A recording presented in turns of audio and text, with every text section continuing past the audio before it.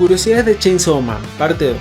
La protagonista del one shot de Fujimoto, Yogen no Nayuta, que cuenta la historia de una niña con cuernos que se profetiza destruir el mundo y es cuidada por su hermano, es muy parecida a la reencarnación de ya saben quién al final de la parte 1 del manga. Hasta el mismo nombre y situación comparten, referencia más descarada imposible. La segunda aparición del demonio pistola es en la costa de Nikahoakita, localidad donde nació Fujimoto. El arco del demonio de la eternidad puede que haga referencia al libro y película 1408 de Stephen King, en el que un escritor escéptico queda atrapado en la susodicha habitación del Hotel Dolphin en Nueva York.